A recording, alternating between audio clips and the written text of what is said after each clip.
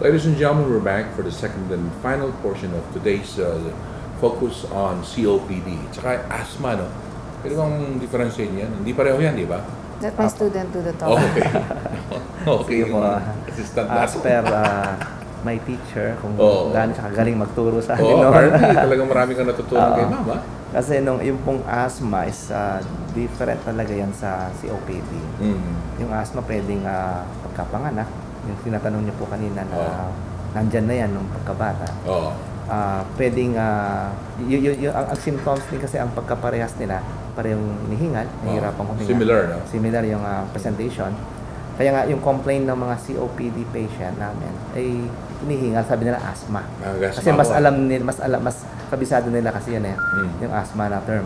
Pero different yung mechanism, different din yung process ng pagde-develop ng symptoms nila. And yung treatment, magkaiba din. Magkaiba rin. Pero ang palagi natin tatandaan, yung asthma, wala siyang iniiwang damage dun sa lungs. Okay. So, nare-reverse. If not treated properly. Tama po. Unless na nagkaroon ng secondary infection, nagkaroon so doon na pumapasok yung problem sa asthma. Pero kung totally na-treat siya, nagagamot siya ng maayos, nare-reverse. Sa COPD, hindi siya irreversible po yung damage sa lungs. Irreversible. Kaya ganun po natin ini-emphasize yung kahalagahan ng pag-i-stop ng smoking dahil nga yung outcome. Never smoke at all, ha? Opo. If you're not a smoker, tama. That's good. Huwag kang magsimula mag-smoke. That's a good point po yan. Na talagang kung ano ang pwedeng idulot na problema ng smoking. Yun po yun ang pinaka parang delineating line nila para ma-emphasize natin na yung asthma, natin-treat, okay lang. Although deadly din yung COPD, asthma. alarming ng konti. COPD, talagang irreversible, hindi na mababalik sa original. Hindi po may babalik sa original na baga natin unless napalitan yung baga. Okay. Anyway. Mamaya po siguro papakita natin yung pictures kung ano yung nangyari dun sa lungs na mayroong COPD. Yung nag-smokers smokers na. So usually, nag-harden ba yan yung lungs pag if you're a smoker? Nagiging stiff. Yung tar ba, yung nicotine? Kasi yung air sacs natin, no, yung clusters of air sacs, nababalot ng walls yan. Yung pasyenteng nagsisigarilyo, yung nakapaikot yan na wall, nagiging stiff siya. Dapat parang rubber yan nag-stretch. No? So when the air goes in, lumolobo yung air sacs, okay? And then, pag wala na yung oxygen, yung air lumalabas na through the mouth and nose, nagdi-deflate yan. So, constantly, ganyan ang action yan. Ang naninigarilyo, no, nawawala itong rubber or elastic consistency ng airway. So, nagiging stiff siya. So, nababawasan yung capacity niya to give oxygen to the blood vessels for the body to use at saka yung pagpasok ng carbon dioxide to be eliminated through respiration. Wala siyang compliance. So, yun. So, if you look at the whole lung, stiff siya. Pag na-apektuhan ba yung both lungs apektado? O one side only? Or is there... General yan. General yan. Buo yan. Hindi walang local. So, kaya nga buti sana kung apart lang so ito pa magfa-function, sir. Pero ito unless general. Yung pag nag-i-smoke ka, pinapapasok mo lang the right side ng lung. Baka yun lang mapektuhan.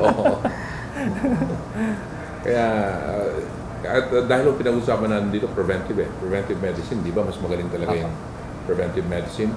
Kaya nga sinasabi kanina ng ating mga bisita mga kaibigan, kung kayo po ay naninigarilyo, tigilan nyo po yan. At kung hindi pa kayo naninigarilyo, huwag na kayong manigarilyo.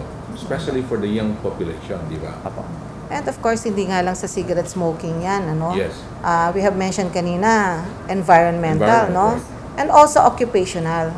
You can get also this problem through occupation that expose you to fumes that are toxic to the lungs.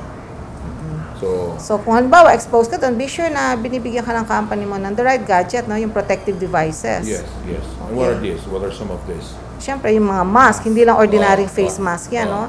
These are specifically Hindi naman gas mask yan, di ba? basta it minimizes the pollutants that you inhale. Dapat wala actually, no? Okay. Eh, yung mga nagja-jogging sa kalye, so hindi rin maganda yan, yung kasabay mo yung mga jeep, kasi may nagja-jogging ka, mga ganyan. carbon monoxide exposure So, sila dapat sa talaga mga... pumasok ka sa Clark kung nagja-jogging ka. Yun ang pinakamaganda. Tama po. If you will, if you will infer from what's been discussed. May narinig kasi ako, pag nagja-jogging ka, bukas na bukas yung lungs mo, mas marami. Tama po. Tama ba yan? Oo, kasi the use of oxygen is double. So So, your double, lung works faster, no? It has to, kaya yung breathing mo bumibilis eh. Okay. So kung normal naman ang lungs mo, ang lungs mo, hindi mo mafe-feel yung breathlessness kahit na bumilis ang activity niya. So dun sa may mga COPD, konting activity lang ng lungs, konting increase lang ng ng rate ng breathe niya, may breathlessness na. Okay. So, kanina pinag-usapan din natin yung possibility, bakuna. Hindi naman sa bakuna sa bata. O ano yung mga bakuna pinag-uusapan Parang natin? bakuna natin sa bata yan. Kasi we also give it to children. Pero ang purpose ng bakuna is not to prevent COPD. Kasi wala namang injection for COPD. But it is given para mahinto o ma-prevent ang pagde-develop ng illness. Okay. Dr. Malonzo will... O ano yung mga bakuna nyo? Okay, bali ang pinaka binibigay po natin ngayon na nire-recommend natin yung mga flu vaccine. Flu Tapos vaccine. ano pa lang, kabago-bago lang ng H1N1 na virus, no? Right. In-incorporate na nila ngayon dun sa flu vaccine. Yung H1N1. Okay. Usually binibigay nila. Added Nandun na yun, yung bonus added na na po yun. Okay, good. Tapos yung pagbibigay nun is yearly po yan. Yearly, every year. Dapat talaga. Tapos yung isa naman, yung pneumo vaccine. So And dalawa what- po yan. Yung pneumo vaccine, piniprevent magkaroon ng pneumonia. Okay. It's more of a bacterial type of disease sa lungs. And then yung flu naman, it's more of a viral ang piniprevent Well, let niya. me ask, is this readily available and who administers this when you go? Can any doctor administer these vaccines that you're talking about? Apo, pwede Yung po. dalawang klaseng yan? Available po sila kahit sa mga hospital. Oo. Bibigay. Sometimes sa Clinics. mga companies na umiikot sa mga like dito sa amin, maraming Apo. sa Clark, di ba? Yes, Maraming apo. kumpanya dito. We have 66,000 workers already. We have But- big companies. But we have to tell them why sa COPD natin, I mean, it's recommended. Anybody can why ask, do you- no? Can why- ask. Kahit tayo, kahit normal ka, if you Kayo, want a flu di ba, shot, mga doktor yes. kayo, oo. you- Healthcare workers, nurses, doctors, they should also receive the flu shots. Pero why sa COPD natin, nire-recommend din to? Kasi Oo. yung COPD, Prone. mataas yung risk o yung chances na nagde-develop sila ng mga pulmonya, Oo. yung mga madalis ang sipunin, and eventually magka-pulmonya, whether it is in a form of a viral disease or a bacterial disease. So, lahat yan pwede. Sometimes a mixed type of bacteria, so nandoon. So, Pag may COPD ka na, yung Yung immune susceptible. system. No, Parang kasi AIDS tayong tayo. lahat may immune Parang system. AIDS, no? Parang AIDS. Hindi Papatay naman. sa'yo yung mga ganyan, di Tama ba? po, tama po. lahat tayo Usually, may ang good exit, immune madalas sa system. mga exit kasi ng mga COPD patient ay yung pneumonia. Right. So, kung napiprevent pa natin na pwede pa siya makuha sa oxygen, These are the pero pagka more- nagka-pneumonia yung pasyente natin, ng na COPD, minsan doon sila na namamatay. Kaya nga, Vulnerability, mas malaki. Malaki. Kaya nga binibigay natin yung pneumo vaccine and flu vaccine Which just are both to taken- lessen yung chances na annual magkaroon basis yan pareho. Annual Hindi basis. po, yung pong pneumo vaccine every 5 years, Okay. yung pong flu vaccine yearly. Okay. How affordable naman is this? And how readily available is this naman? Malaking kumpanya, magre-request mo na siguro yan, di ba? Apo. Kasi I've heard about The companies going- here na nag-aanong ganyan eh. Nag-administer. I think the going on rate is about 1,000, more or less 1.9. 1,000. Ang lately na ako is use of pneumo vaccine is 1.9. Okay. And then yung flu vaccine is 1.6. 1,600. Okay.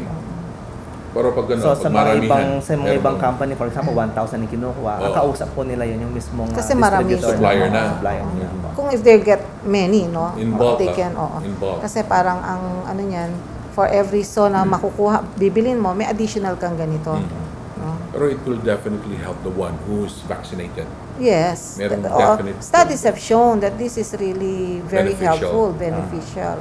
How about for those who travel? I am going to the States. I've heard that before you go to the States, magpa-flu vaccine ka muna ngayon. May mga travel advisories Yes. dyan, what immunization you need, if you travel in certain places, no? Like kung ang isang lugar nga prone sa malaria, you have to take something, prophylaxis, Oo. no? Para wag kang magka-pneumonia. ka sa Palawan, no? Di ba? Kasi Pero, sa bundok. Oo, kagaya nga, yan. Kaya nga yung mga, ano kasi, yung pagbibigay ng flu, kaya sabi nga po ni Dr. na meron talagang criteria kung sino ang magbe-benefit dun sa vaccine at kung sino yung kahit na hindi mo bigyan. Kasi pag commercial yan, so lahat tayo candidate. Tama. Para may bigay. So, may benefit din makuha. Kaya lang, minsan kasi may mga naririnig din ako sa mga pasyente, Dok, kababakuna ko lang ng flu, bakit lagi naman ako sinisipon? So, alam po natin na yung... It won't stop naman talaga. Opo, ang nilalagay po nila doon sa doon sa flu vaccine, yung virus na pwedeng mag-cause talaga ng confinement, na pwedeng mag-cause ng viral pneumonia. So, yun ang piniprevent natin. Pero yung marami kasing virus. Marami kasing cause ang sipon, flu, pero ang deadly, ang flu vaccine. Yun ang binibigay natin. So, okay, pwede pa rin silang sipunin, pwede pa rin silang mga mild na parang trangkaso. But you have to be in condition to receive this, ano? Kasi iba, nakakasakit doon. Ang nire-recommend po kasi ng mga distributor, ayaw nilang sila ang matamaan. Pag nilalagdat, ayaw nilang ibigay. Pag inuupo, kasi baka sabihan na nung pagkabigay, nagumrabe. Merong sabihin nila. You have to explain. Pag may acute illness ang patient, fever, tsaka parang tinatrangkas, you don't give it. You wait for the patient to improve. Para, syempre, kasi mahina na nga resistensya nila and then you're giving vaccine. Right. Kasi, even this vaccine, nasa literature nila that they can also cause symptoms, pero minimal. Okay. So that is it's expected. You have to explain sa pasyente na pag nabakuna kayo, minsan lalagnatin kayo, minsan nararamdaman nyo na mahina kayo. Expected yan. Of course, yung extreme cases, yung talagang nagiging down sila because of the vaccination. Those are rare cases, but they can happen also. Okay, I want to go back to the more commonly known asthma. No? Di ba bata, sa mangusang yan, yung kapampangan, they say. Then, itong taon na yan, mawawala yan. Di ba? Sabi nila. Bakit?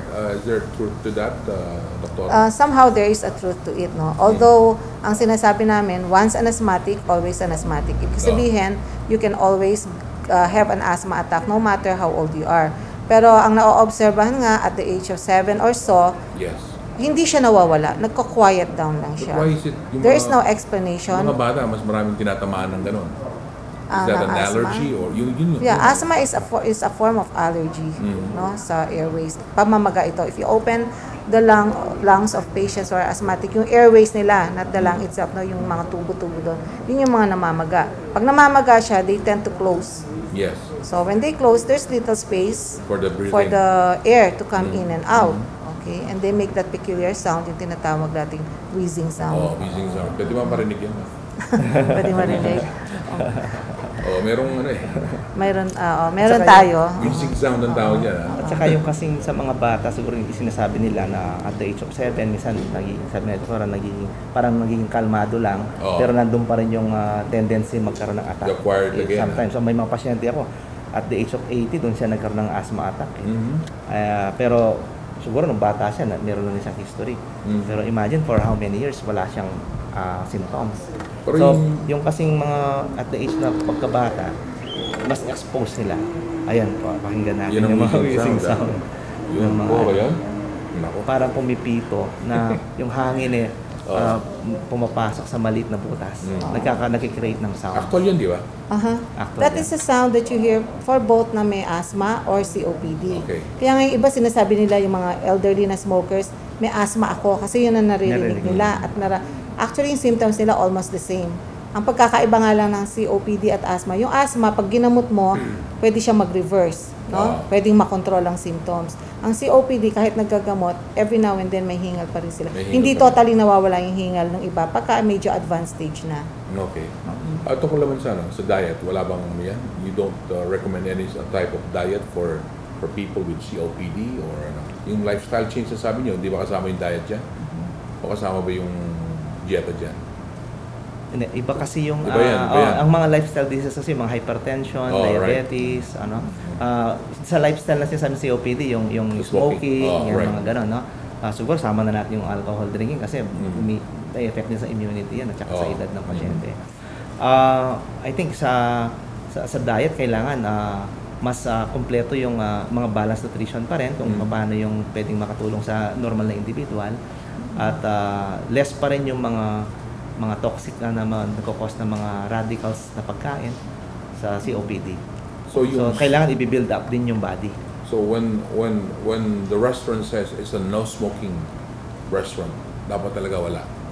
Yung Dapat public wala places talaga. talaga dapat walang nag-smoke. For the offices, for the restaurants, for the public places, di ba? Dapat talagang walang smoking. Kasi nakakatakot talaga ang COPD. Gusto niyo bang makita kung ano itsura ng baga ninyo kung kayo Pwede bang pakita yan? naninigarilyo? Pwede bang pakita? Okay. Meron tayong konting mga larawan dito. Kung wala pa kayong simptomas, hindi ibig sabihin hindi nangyayari sa baga niyo to, no? With or without symptoms, ganito ho ang most likely ganito na itsura ng sa baga niyo. Yan, makikita ni Raul yan. Parang nadulok, ganyan ba? Okay. Ito yung sa normal na Nasunog. baga. Kita nyo, makinis, maputi, matisay-tisay. Pagka nanigarilyo niya, nangingitim na. Mamula-mula yung normal, no? Ano. So, okay. Pero yung ano, parang yung nag-barbecue. Ito yung sa normal So, burnt, individual, no? healthy. Ito yung sa another picture, no? Sa may COPD. Okay. Yan pa ho. O yung emphysema lang, ma'am. Pakita mo rin yung emphysema lang. So that... Ang emphysema, you do not distinguish emphysema from COPD. Ah, COPD na rin siya, under, emphysema. right. Walang ibang itsura ang emphysema sa COPD. They look the same. Okay. Pag sinabi lang emphysema, sometimes ang predominant manifestation niya yung hingal. No? Pero may ubo din yan later on. Okay. Doon naman sa chronic bronchitis, ubo, and then later on may hingal. Kaya they are lumped into COPD. Okay, ayun. Pag sinabi mo emphysema, may emphysema ako, ibig sabihin may COPD, May COPD na siya. ka na. Okay. Pag sinabing So among the two, ano yung mas common sa pareho dalawa? lang.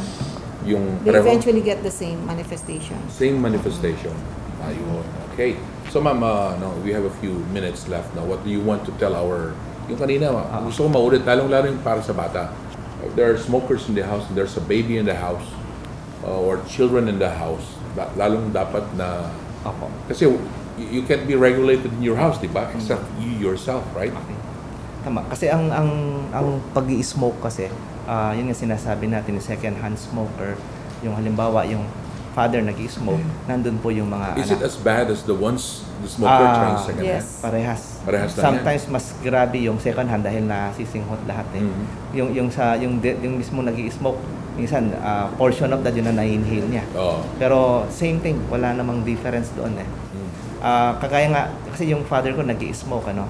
And then nung hindi ako nag-i-smoke, so nung nagpa-dentist ako, nung college days ako, nakita ko may nicotine patch ako sa teeth. Sabi niya, nag-i-smoke ka? Hindi ako nag-i-smoke, sabi ko sa dentist. Kahit Ganyan minsan. kagrabe yung father mo, ah. Yes. Hanggang ngayon, nag-i-smoke pa rin siya. Ang hirap pahituin, ang hirap talagang i-control. So, nakita po natin na ang pag-i-smoke, sabihin nila, total, bata pa naman ako, pwede akong mag-smoke right. ngayon, no? Hindi pa naman Then ako stop pagka medyo may simptomas na ako, hinto ko na, no? Oo. So, sana pag-usapan natin ngayon, no? Tsaka tinuro sa atin, doktora, na once na nag-smoke, meron ng ongoing damage na nangyayari sa lungs. At yung damage na yon ay irreversible. Pag sabi irreversible, hindi na pwedeng bumalik doon sa normal. Lagi ko pong ine-example yung sasakyan. Pag bumalik ka ng sasakyan na brand new, pag tumagal, hindi na pwedeng maging brand new yung makina. So lalo na pagka nag-overheat, kumatok. Kahit umaandar yan, hindi na ganun yung performance. Yun ang ngayon natin mangyari, di ba? Ayaw natin mangyari sa sasakyan natin. Tama. At pag ayaw mong bibili ng ganun, Right. pero sa smoking, ganun din po. Pag nag-start po tayo ng nag-smoke, bata pa lang tayo, meron na pong nagkakaroon ng problema dyan kahit mag-stop tayo. So, better not to start. Huwag mo nilang simulan. Huwag mo na simulan. Kahit na nakikita mo lahat, mga barkada mo, kaklase Tama. mo, Ngayon po, yung nagsismoke naman, kung medyo na-touch naman yung kaisipan niyo, na-enlighten kayo sa discussion natin ngayon, mag-stop na habang wala pang simptomas. Habang meron pang oras. Oo. Ngayon, minsan kasi meron po kaming seminar sa Manila about sa COPD. I think mga 78 years old na pinakitang pasyente, COPD patient, araw-araw na inihingal. O sabi, gin-group po kami ng mga doctors. Bawat group sinabi sa amin, ano ang pwede mo bang maitulong? So ang group namin, sabi namin, ang pwede namin maitulong dyan, maliban doon sa gamot, sabi na, pahihintuin mo bang mag-smoke? Matanda na, mamatay na, hindi na nag-enjoy. Sabi ko, bigyan na lang po natin siya ng memorial plan. Para magka namatay, may pakinabang.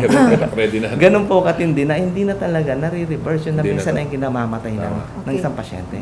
Okay. He mentioned about kung patitigilin pa, grabe na, no? Oo. Studies have shown, again, we have to quote studies, no? Kasi dito naman natin binabase yung mga recommendation. Hindi We naman have tayo to be factual naghuhula. about it, right? Oo, hindi tayo hula-hula sa paggagamot ng pasyente. Studies have shown, no matter how severe yung emphysema or yung COPD, or some people call it emphysema, but the better term or the correct term is COPD. No matter how bad your COPD is, you have to stop smoking. It will still give you benefits. So whether yung siyempre kung hinihingal-hingal ka na, alam mo nang konting uubuhin ka, and the coughing itself will cause you to have dyspnea or hingal, shortness of breath. So talagang dapat itigil na yung paninigarilyo. Okay. So you want to add anything before we Okay, I want to show for those na if you don't quit on smoking at grabe na talaga yung COPD mo, Visual na yan. you can end up being at the ICU. So hindi na pwede yung oxygen na nakatangke. Hindi na, kulang na huyang para isupply yung oxygen na kailangan nyo. Mangangailangan na ng special machine, yung respirator na tinatawag natin, na magbibigay ng mas mataas na oxygenation. At ito, hindi pwede sa bahay to, sa room niya, sa ICU. Imo-monitor kasi. Yan naman lung transplant. Meron na silang lung transplant in certain countries, pero hindi pa sa atin. For a while, Lung Center was into it, kaya lang hindi pa nag-progress. And what is the cost of the things that you're telling us right now? Pag umabot sa ganyan, Doktora. Pag nag-ICU, minimum gastos nito 50,000 minimum. Kasi yung antibiotic pa lang, you will be receiving yung IV at least 1 or 2. Magkano ba antibiotic ngayon? 3,000. If you have to Para receive dyan it, sa sakit. 3 times a if day. you have to receive it at least 3 times a day, that's 9,000 na. Antibiotics lang yun. Oo, babayaran mo pa lahat ng gadget na Lalo nakakabit yan. sa'yo. Actually, may mga pasyente kami na ganyan ang case nila. Sinasagot ba ng yan? Umaabot ng 1 buwan, mahigit eh. PhilHealth yan or ano? Meron po. Or part Meron of it? pero a certain Meron pa. portion Pero- lang, hindi naman sinasagot ng PhilHealth lahat. Ngayon, ang pagka-high risk na pneumonia, meron siyang binibigay pero I think 32,000 lang eh. Kung ang bill mo Tsaka naman minsan is mo lang- 200,000. Oo. Kung walang kwenta Tsaka yun. minsan mo lang magagamit yung pneumonia. Kung paulit-ulit ka nag-pneumonia, Bumabalik. Oo. hindi mo na magagamit. Once a year yung lang yan PhilHealth o ano? Next year, pwede ka na naman gano'n. Buhay ka Parang pa. ganun. Kung nandun ka pa by next year. Pero yung sinasabi nyo, irreversible yung COPD. Yes pa. Pero bang yung discomfort ba mababawasan yan pag if you treat it? Kasi Pagka at its worst, pag nasa end stage na, wala na. Talagang naka-oxygen na lang siya, konting galaw na lang niya, hihingalin na siya. He cannot even help himself, he cannot even comb himself, he cannot even dress up by himself, he needs assistance. Maliligo siya, magbuhos lang siya ng tubig, hihingalin na siya. So, He needs dapat assistance. naka-shower siya. Kaya may Pero nagpapaligo there are siya. set yung mga pulmonary rehab. We refer them to pulmonary rehabilitation na magtuturo sa kanila how to move, how to do the usual Certain things things. with less breathlessness, yung Okay. less hingal. No, pwedeng mag-pause sa baha na ligo, pause ka muna until you're able to catch your breath and then yun.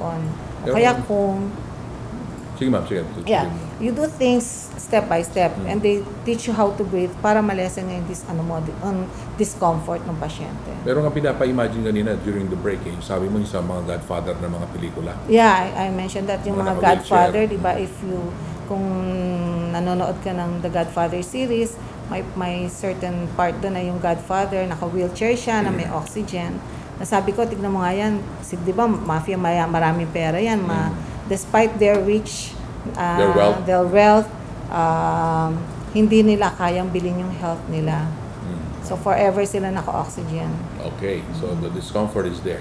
So, Dr. Malonzo and Doktora, ito, tagal ko nang kakilala to, kaya lang Doktora Labrador na siya, pero si Doktora Myrna Grace Malyari Labrador. Thank you very much for your presence for today. Ha? Very, very, ano po yan. Yung information na binigay nyo, marami yung makikinabang dyan. At saka, buong gitnang Luzon po maririnig yan. So, hindi ibig sabihin para sa Pampanga lang yan. Para po sa ating lahat yung information na naibahagi po nila. So, ayan ho, ang pinag-usapan natin dito, preventive. Do not go to that far na talagang kahit may pera kayo ay wala nang puro na discomfort ang kung natatamasan nyo sa buhay nyo, wala nang kwenta yung pera nun. No? Kaya kailangan ho, we live a healthy life, right? I was a smoker. I stopped smoking several years ago, and I'm glad I did. But for those who have not started smoking, don't even try it, especially for the young people, yung mga high school, ganyan. Kung minsan kasi kinokopy lang sa mga barkada nila, mga kaklase nila, parang it's the in thing. It's never the in thing, no? It's gonna kill you. Those are the things you don't try. Oh, you don't try those, yung mga ganun ho. Huwag mag-experiment kasi masarap yung nag-smoke eh. Pag nasarapan kayo, baka naman sa huling parte ng buhay nyo hirap naman kayo. Yun ang naniningil na bandang huli, kahit na huminto na. Saka meron kasi mga ideas na palaging umiikot na at least habang bata ako, nag-i-enjoy ako, nag-i-smoke, no? Pero enjoy na niya kahit na mamatay siya na maaga. Pero lagi nating isipin na kung hindi tayo nag-start na nag-smoke, then nag-enjoy tayo ng buhay natin. Pag tumanda tayo, nag-i-enjoy pa rin tayo.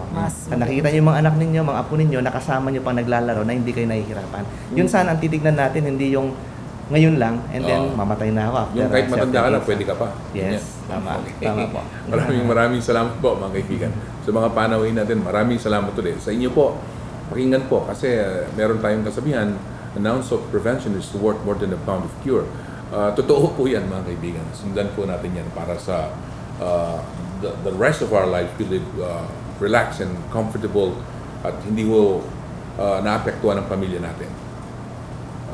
Ito po ang inyong lingkod, Sunny Lopez sa inyong programa, Action Central Luzon Special Edition, no? At you have a nice day now. Nice and healthy day.